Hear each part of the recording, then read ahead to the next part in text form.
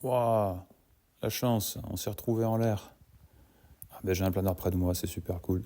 Ça arrive pas tous les jours. Ah, sauf depuis qu'on a la fonction iNav Radar. Alors grâce à ça, ben, on a quelques infos qui s'affichent, qui nous permettent de retrouver jusqu'à 3 autres avions en l'air. Donc là, par exemple, j'étais à 200 mètres, impossible de voir cet avion devant moi.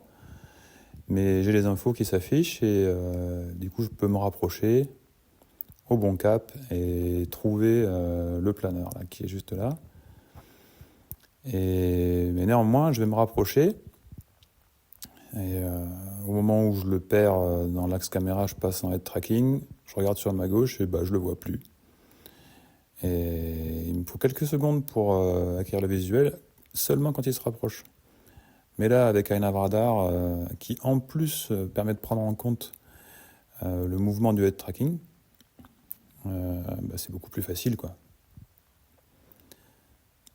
On peut voir qu'on a une quinzaine de mètres d'écart d'altitude, ce qui est faux, évidemment. On a pu constater, une fois posé au sol, que le planeur avait un écart dans son système, mais les infos transmises par iNav Radar, elles fonctionnent.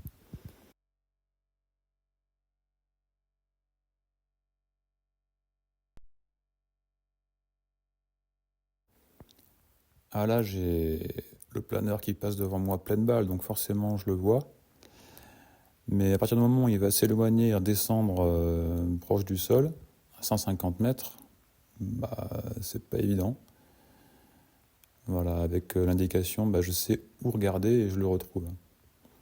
Donc du coup, je décide d'aller me rapprocher et vérifier lequel de nous deux est celui qui tire le plus fort sur le manche. Bon, tout ça, on le doit à ce système iNav Radar.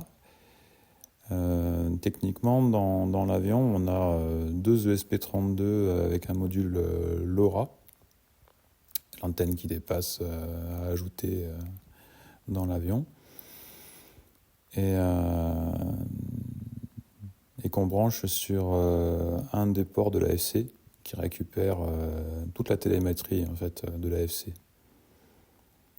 Et ces deux modules, ils discutent entre eux et ils envoient simplement sur l'OSD les informations dont on a parlé.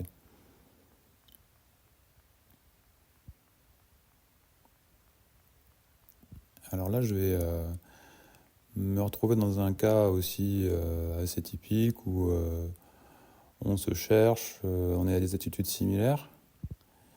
Donc là, on va essayer de se poser. Là, il est sur la gauche, le planeur, en éloignement pour retrouver l'axe de piste et l'altitude idéale pour se poser.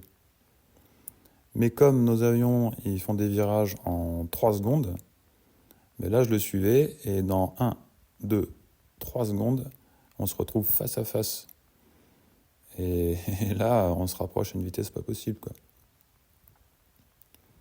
Donc c'est souvent assez difficile de se retrouver correctement en l'air quand on a autant de variations de cap dans le temps. Alors le système, lui, il est limité par un rafraîchissement de une info toutes les secondes. Mais quand on vole de manière stabilisée, bah, c'est bien suffisant.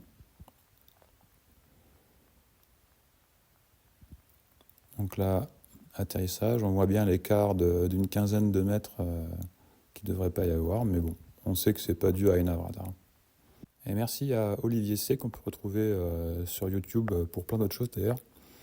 Ce système est vraiment sympa et il nous rend le FPV encore plus cool qu'avant.